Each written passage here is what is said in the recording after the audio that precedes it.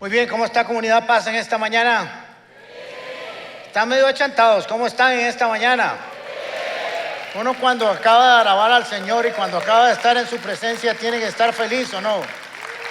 Digámosle a todos los que nos estamos viendo por internet lo que se pierden de no venir aquí y denle una bulla a todos para que sepan que estamos viniendo. ¿Está dispuesto a aprender esta mañana?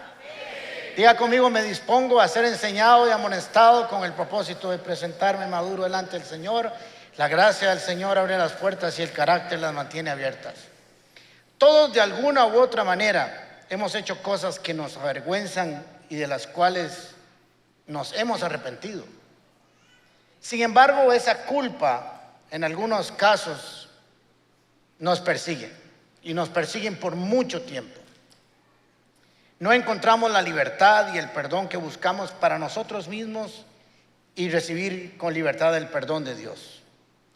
La culpa nos recuerda constantemente esos errores, esos pecados, aquellos momentos que queremos olvidar. Y Satanás es muy astuto porque él trabaja para recordarnos, para señalarnos, para acusarnos constantemente, para señalarnos. Y usa esos mismos recuerdos para afectarnos. Y nosotros a veces no nos damos cuenta que esos mismos recuerdos también provienen de nosotros. Ese no encuentro con la libertad y con el perdón, no poder dejar ese pasado, ese pecado, eso que nos avergüenza, tiene como origen el que nosotros hemos buscado nuestra propia fórmula para perdonar, para libertarnos.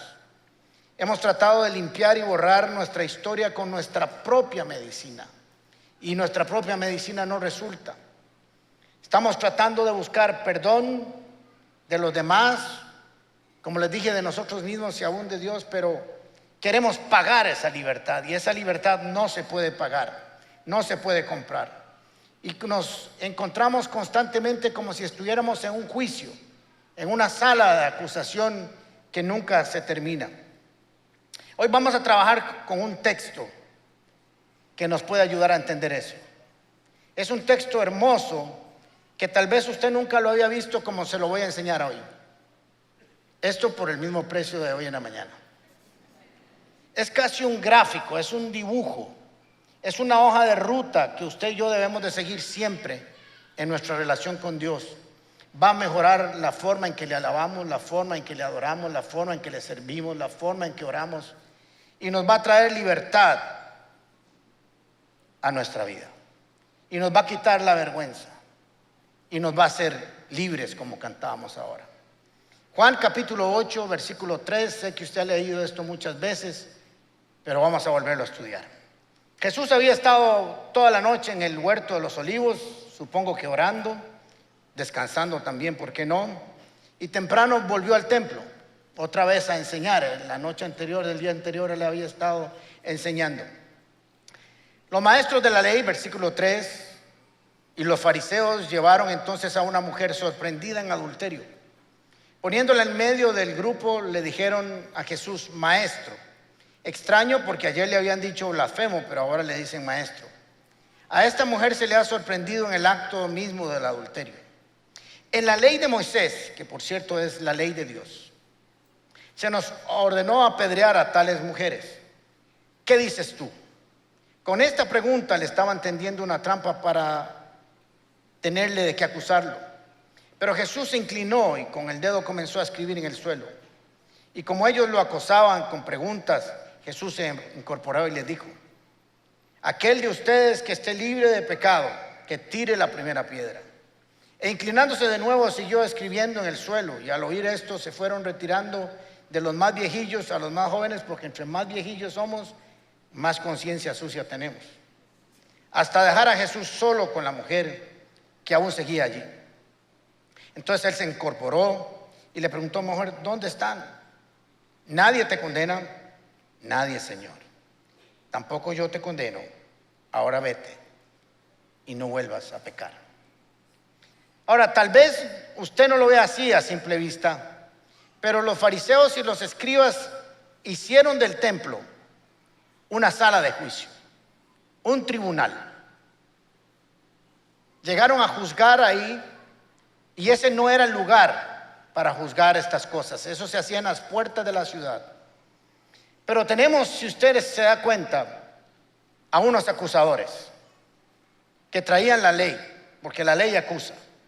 Los fariseos y escribas son los fiscales que vienen a acusar a una persona que encontraron en pecado. Tenemos un acusado y tenemos un abogado que es Cristo Jesús.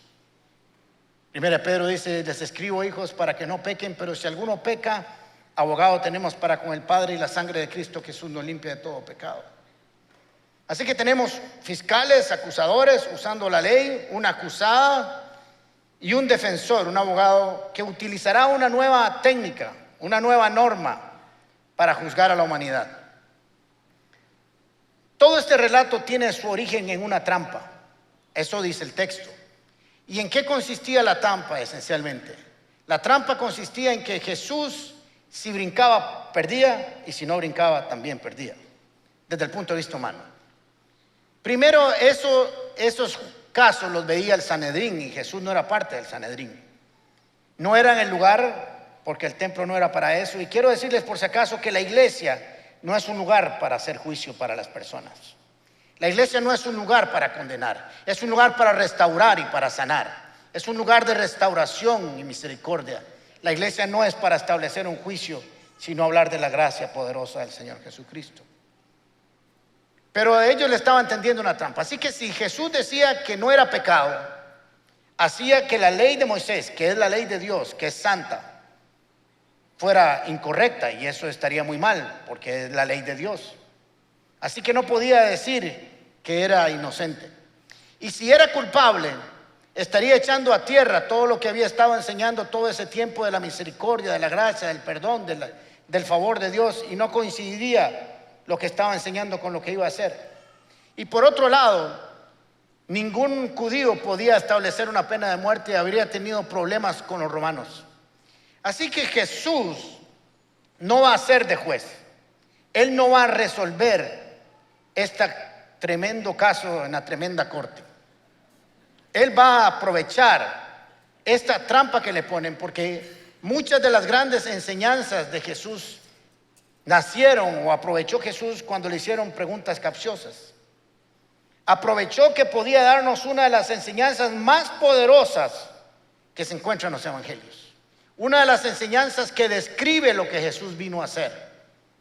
Es un manual de operación para la iglesia, es un manual de operación para su vida y la mía, y es un manual de operación para todos los cristianos en el mundo. Jesucristo nos contaría casi de una manera gráfica lo que vino a hacer. Así que actuaría como maestro, no como juez. Entonces aquí está la pregunta. La pregunta que hay que resolver es: encontramos a esta mujer en el adulterio, y la ley de Moisés, la ley, acuérdense que la ley de Moisés es la ley de Dios, dice que tiene que morir. No hay opción. Eso es lo malo de la ley. La ley no da opciones para restauración. La ley solo dice que he visto el caso y comprobado el hecho, júzguelo.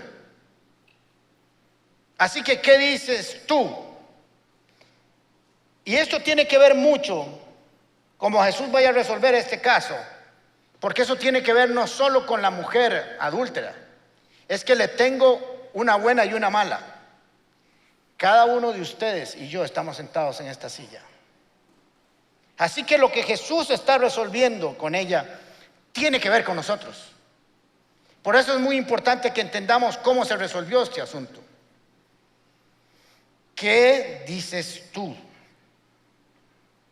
Ahora ellos trajeron la ley y se la aplicaron a Jesús. Lo malo de la ley es que opera siempre con la culpa. Levíticos capítulo 20, versículo 10. Si alguien comete adulterio con la mujer de su prójimo, tanto el adúltero como la adúltera serán condenados a muerte. Vea que habla de un adúltero y no de una adúltera. Aquí seguro el otro pecador que estaba con ellas era miembro del Sanedrín y lo dejaron por ahí, o tal vez era un invento, aunque da por entendido el texto que efectivamente había sido así. Cada uno, dice Levítico 20, que debe morir. No hay opción. Romanos capítulo 6, versículo 23 dice, la paga del pecado es muerte. Eso dice la ley. Génesis 2, 17, el Señor le dice a Adán y Eva, puedes comer de todo lo que hay en el jardín, pero no puedes comer del árbol de la vida. Porque ciertamente el día que comieres, morirás. Y no hubo, perdóname Señor, me arrepiento, pobrecito yo, es que yo no sabía que no se podía comer de día, solo de noche y nada, para afuera. Porque así es la ley. La ley es cortante. Entonces vamos a aprender de esta maravilla de encuentro entre la ley y la gracia. Esto es un juicio para ver quién lo gana. ¿Y por qué y por dónde tenemos que aprender a caminar usted y yo? Jesús se inclinó y con el dedo comenzó a escribir en el suelo. Jesús está montando la defensa de su representada, de la mujer que está ahí, la defensa suya, la defensa mía, como les dije, y la defensa de toda la humanidad. Pero siendo que se le pedía a él una aplicación de la ley, nadie sabe qué escribió ahí, pero es muy posible que haya escrito algunos textos de la ley, porque la única vez que aparece en otro lugar Dios escribiendo la ley es en Éxodo capítulo 31, versículo 18. Cuando el Señor dejó de hablar a Moisés, de hablar con Moisés en el monte Sinaí, le entregó 2 tablas de piedra con la ley escrita con el dedo del Dios mismo. Así que es una suposición, creo que Jesús se puso a escribir la ley. Y como todos estaban poniéndole atención, estaban leyendo lo que él estaba poniendo ahí. Cuando Moisés quiebra las tablas, y Jehová le dice que traiga unas nuevas tablas, le agrega algo que no estaba en las primeras. Yo soy el Dios de Israel. Yo soy es el nombre que me di a conocer, con el que me di a conocer. Soy tierno y bondadoso. No me enojo fácilmente. Mi amor por mi pueblo es muy grande. Mi amor es siempre el mismo. Y siempre estoy dispuesto a perdonar los que hacen lo malo. Ese es el corazón de Dios. Pero la ley no tiene ese corazón. Porque la ley fue diseñada para que usted y yo sepamos lo malo que somos. Dice la ley, el hombre no sabía que pecaba, que robaba, hasta que la ley dijo no robes. El hombre no sabía que cometía adulterio hasta que la ley dijo no cometas adulterio. El hombre no sabía que mentía hasta que la ley dijo no mientas. Así que la ley no fue diseñada para restauración y para vida, solo para demostrar lo santo que es Dios y lo imperfecto de nosotros. Y fue diseñada así, con un propósito específico que ahora vamos a leer. Así que como insistían en que dijera algo, dijo, aquel de ustedes que esté libre de pecado, que tire la primera piedra. ¿De dónde nace esta declaración? ¿Por qué Jesucristo dice esto?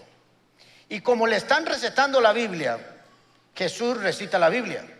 Él es la palabra. ¿Se acuerdan cuando fue llevado al desierto 40 días y fue tentado por el diablo? ¿Con qué respondió? ¿Cómo respondió? Escrito está. Jesús no anda inventando varas ahí, de dónde saca cosas. Así que como le estaban zampando, como decimos los ticos, la ley, entonces él dijo, bueno, hablemos de la ley. La sentencia, Deuteronomio capítulo 17. La sentencia de muerte se dictará solo cuando haya declaración de 2 o 3 testigos. Pues por la declaración de un solo testigo nadie podrá ser condenado a muerte.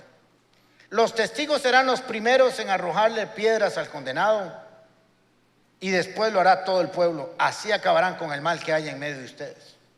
Así que Jesucristo le dijo, bueno, ustedes me están preguntando qué digo yo, y ustedes me traen Levítico 20 y yo les recito Deuteronomio 17, y ahí estaban en un pleito de textos bíblicos. Pero hay algo más en la ley. Y ellos conocían muy bien la ley, la sabían de memoria. Lo que pasa es que es muy fácil aplicarle la ley a otros, pero no aplicársela a sí mismo. Y Jesucristo lo que estaba haciendo con los fariseos es que entendieran que la ley que ellos estaban tratando de implantar para matar a alguien, para enjuiciarlo, para confundirlo, era la misma ley que los condena. Es la misma. Deuteronomio 19:16 dice: si un testigo falso acusa a alguien de un crimen y las dos personas involucradas en la disputa se presentan ante el Señor en presencia de los sacerdotes y los jueces que estén en funciones, los jueces harán una investigación minuciosa, y si comprueban que el testigo miente y que es falsa la declaración que ha dado contra su hermano, entonces le harán a él lo mismo que se proponía hacerle a su hermano. Así erradicarás el mal que se haya metido en tortón. O sea, si usted viene y ya levanta una calumnia, una mentira contra Rubén, y usted pide que lo maten, pero es falso, a usted es el que lo mata. Ahora imagínense que Jesús está escribiendo eso. ¿Qué va a producir en los fariseos, en los escribas? Jesús no les va a decir nada, les va a traer la ley, porque la ley trabaja con la conciencia también, por más dura que sea. Ahora voy a tomarme una capsulita del saber. No juzgues, no hables mal de las personas. Tenga cuidado cuando pasa un chisme. Tenga cuidado cuando usted juzga lo que hacen los demás, por qué lo hacen y cómo lo hacen. Porque cuando juzgas a los demás, te juzgas a ti mismo. Cuando haces un juicio sobre los demás, te vuelves culpable porque tú haces lo mismo, dice las Escrituras. Pero ellos, al oír esto, acusados por su conciencia, salían de uno a uno, comenzando con los más viejitos. Mire Romanos capítulo 2. Tal vez crees que puedes condenar a tales individuos, pero tu maldad es igual que la de ellos. No tienes ninguna excusa. Cada vez que usted juzga a alguien por las cosas que usted cree que son santas y puras, no le toca a usted juzgarlas. Deje que Dios lo haga. Cuando dices que son perversos y que merecen ser castigados, te condenas a ti mismo, porque tú que juzgas a otros también practicas las mismas cosas. Y ya sabes que Dios en su justicia castigará a todos los que hacen tales cosas. Y tú que juzgas a otros por hacer esas cosas, ¿cómo crees que podrás evitar el juicio de Dios cuando tú haces lo mismo? Cuando usted agarra a alguien, le receta la Biblia para castigo, para mal, esa misma ley se le va a devolver a usted. Y aunque usted aparece como acusador, siempre delante de la ley termina como acusado. No hay forma de salirse, porque la ley de Dios es perfecta y nosotros somos imperfectos. Entonces tenemos, en resumen, que la ley trae muerte, castigo, condenación, no da opción, solo tiene un camino que es la muerte, la vergüenza, la destrucción. Y ahí está sentada no solo esta muchacha, sino cada uno de nosotros, la humanidad entera. Todos tenemos una silla que ocupamos como pecadores o como pecador. Y no hay forma de salirse de ahí tratando de aplicar la ley. El problema es que muchas personas insisten en relacionarse con Dios a través de la ley. Que soy bueno. No sé si a usted le ha pasado cuando le está evangelizando a alguien que su respuesta es: yo no hago nada malo, yo no mato, yo no robo. Pero no dice que no miente, que no es chismoso, que no hace malos negocios. Y todo un montón de cosas que usted y yo lo sabemos. Porque siempre nos aplicamos solo un pedacito de la ley.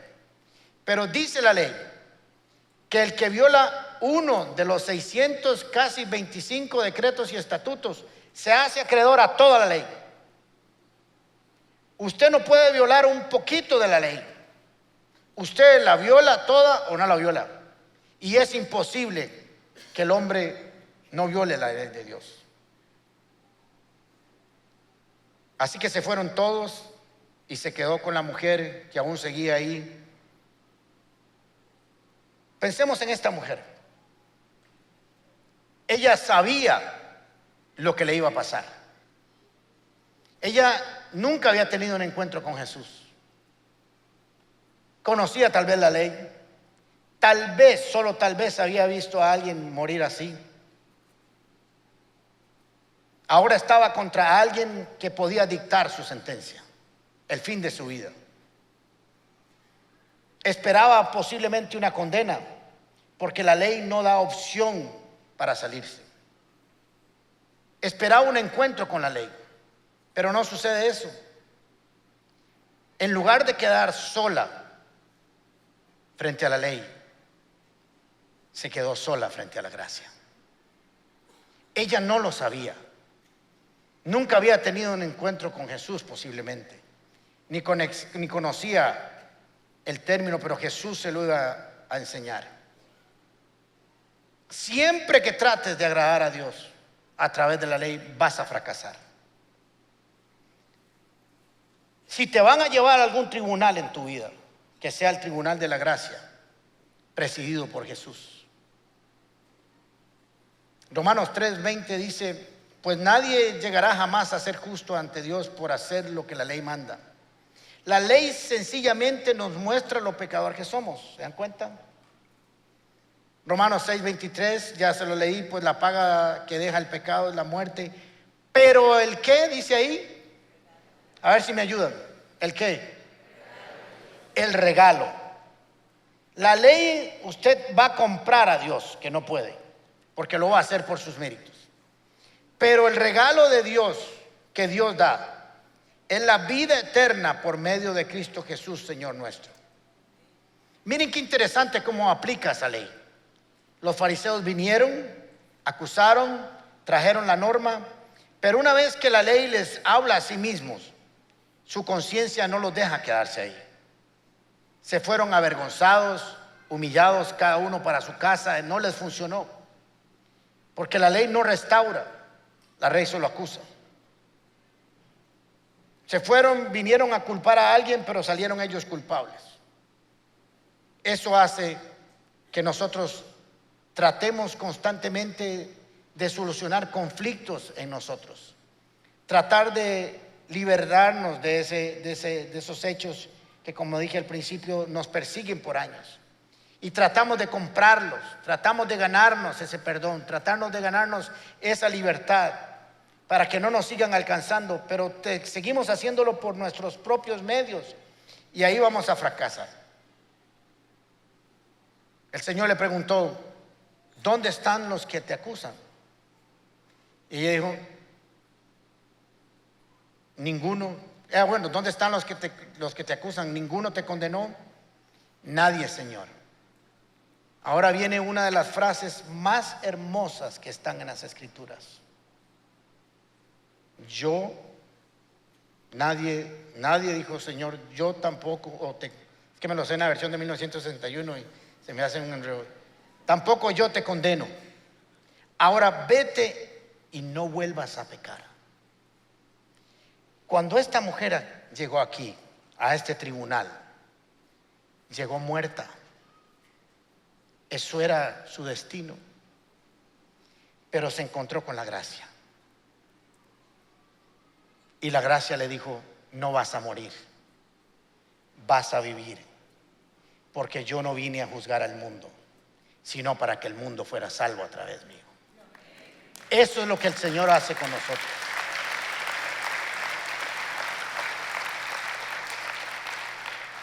Quedó, gracias al Señor, solita con él. Y vean qué interesante, porque Jesús le restaura su vida, le da dignidad. Sin querer queriendo, los acusadores se fueron humillados. Y les aseguro que tanto ella como ellos querían olvidar ese día. No sé si nunca lo había pensado. Porque todos los que fueron ahí a burlarse de Jesús y a verla muerta, se fueron condenados para casa. Así que ese día era conveniente que a todos se les olvidara ese encuentro con Jesús. Ahora, ¿por qué Jesús puede hacer lo que hizo? ¿Por qué Jesús puede decir lo que le dijo? ¿Por qué Jesús sí podía, él sí podía tirar la primera piedra? Pero él aplicó una norma superior del amor, de la misericordia y de la gracia, que es un regalo. La gracia es un favor inmerecido. Ustedes podrían decirme, ¿se merecía esa mujer bajo la ley un perdón? No. Pero bajo la gracia no tenía que ganarse el perdón, tan solo tenía que recibirlo. Ahora les voy a decir algo importante. Aquí está esta mujer, aquí estoy yo, un pecador como cualquier otro, y necesito la gracia. Pero alguien, según la ley, tiene que morir, porque sí hubo alguien que se hizo algo malo. Según la ley, alguien tenía que morir. Entonces Jesús se pasa como abogado defensor. Esto es hermosísimo. Se sienta en esta silla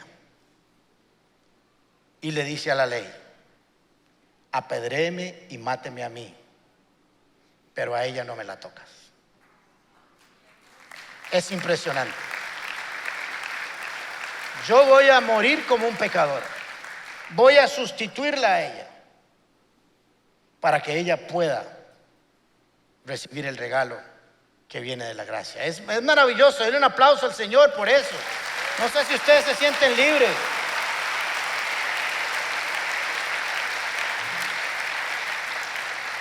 Dios no envió a su Hijo a condenar al mundo, sino para salvarlo por medio de él. Ahora, cuando Jesús fue a la cruz, eso fue lo que hizo. Tomó el lugar de esta mujer, el lugar suyo, el lugar mío, el lugar de la humanidad, y recibió el castigo, el pecado, por el pecado. Él nunca cometió pecado. 2 Corintios capítulo 5 versículo 21 dice: al que no cometió pecado alguno, por nosotros Dios lo trató como un pecador, para que en él recibiéramos la justicia de Dios. Se hizo justicia. La ley se aplicó, la condena se aplicó. Lo que pasa es que se hizo en Cristo Jesús. Ahora, usted no sé si lo siente, pero cuando yo leo esto, siento que puedo volar sin peso, sin peso de la ley, sin peso del pecado. Imagínense lo que esta mujer pudo haber sentido cuando Jesús le dijo: ¿dónde están? Ninguno. Y de seguro dijo: ahora que se fueron, voy a decir tu condena. Y le dijo: vete a tu casa y no peques más. Esto no es una licencia, la gracia no es una licencia para pecar, es una licencia para amar al Dios que nos perdona así. Es una licencia para amarle sin condiciones, para cuidar y apreciar ese regalo que viene de la gracia. Ahora, déjeme hacer una dinámica. Con su permiso, cierre sus ojos. Yo quiero que usted se imagine que usted está sentado en ese tribunal. Usted está sentado ahí. Los que están en sus casas y nos van a ver después también. Yo le aseguro que usted ha pecado y está siendo llevado a ese tribunal para que lo que dice la ley se cumpla en su vida. Usted, como esta mujer, moriría. Pero vuelve a ver a un lado y Jesús te pregunta: ¿dónde están los que te acusan?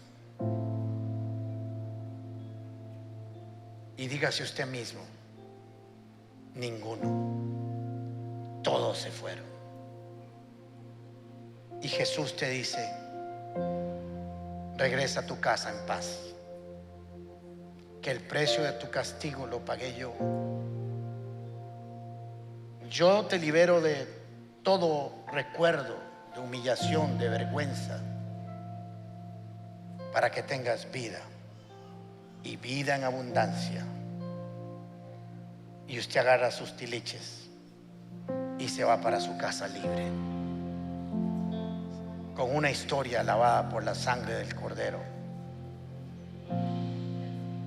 Dígale gracias, Jesús, porque ese juicio ya lo pasé y soy libre para adorarte en el nombre de Jesús. Ya puede abrir sus ojos si no se me duerme. Yo no sé si ustedes, pero yo siento una libertad absoluta.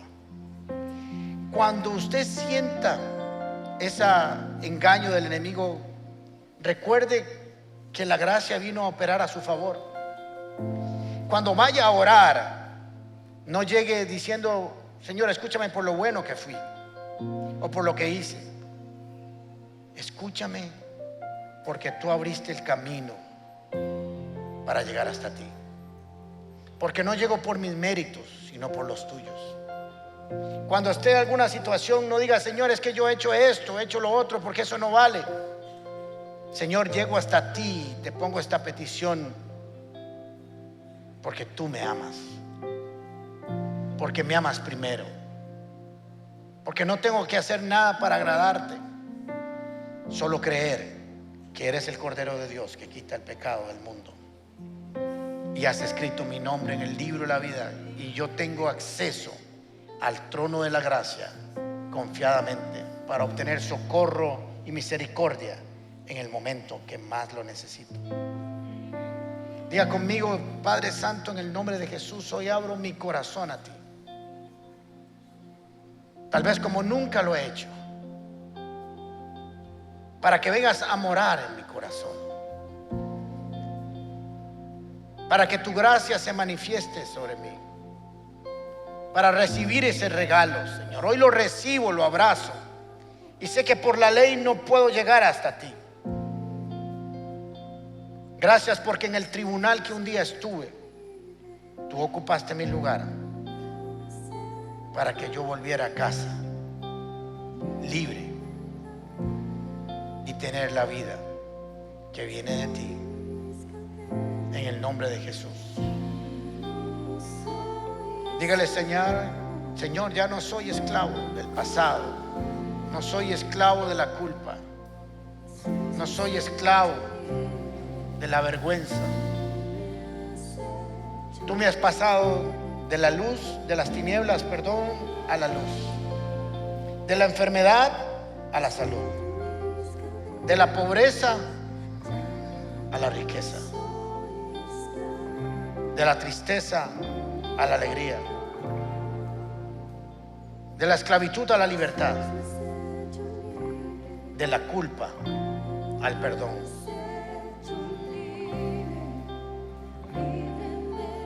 Vaya a la presencia del Señor,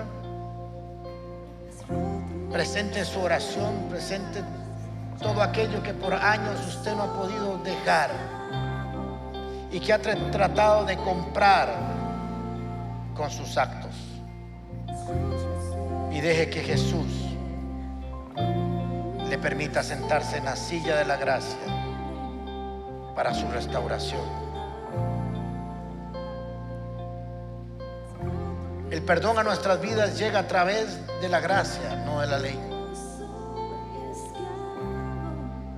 La ley condena y la gracia salva. La ley es temporal, mas la gracia es eterna. La ley es una carga, la gracia es un regalo. La gracia se recibe, la ley hay que cumplirla. No insistas más, porque a través de la ley no lo vas a lograr nunca más. Cantemos este coro una vez más y dígalo con fe.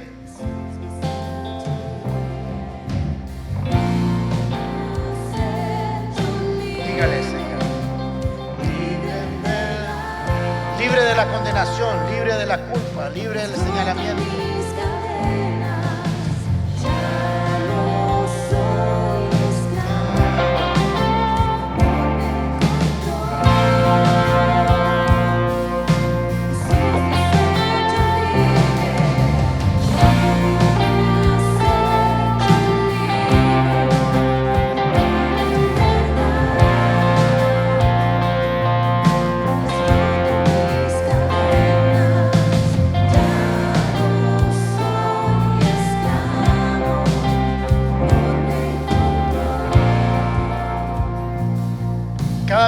estés en una prueba, en una situación difícil, cada vez que el enemigo te venga a señalar, recuerda esta escena.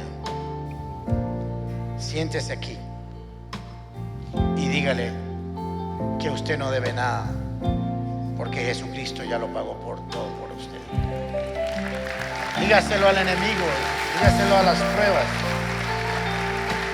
Levante sus manos, quiero bendecirlos. Quiero que se vayan a sus casas libres, pero también con esta bendición. Que el Señor te bendiga y te guarde de todo mal. Que el Señor responda a tu clamor en tiempos de dificultad. Que el Señor te mire con agrado y extienda sobre ti su amor. Que el Señor te muestre su favor y te dé de su paz que sobrepasa todo entendimiento. Que el Señor te conceda los deseos de tu corazón y haga que todos tus planes tengan éxito. Que la gracia del Señor Jesucristo, el amor de Dios, la comunión del Espíritu Santo sea sobre tu vida y familia, ahora y siempre. En el nombre de Jesús, y el pueblo del Señor dice: denle un aplauso al Señor por el regalo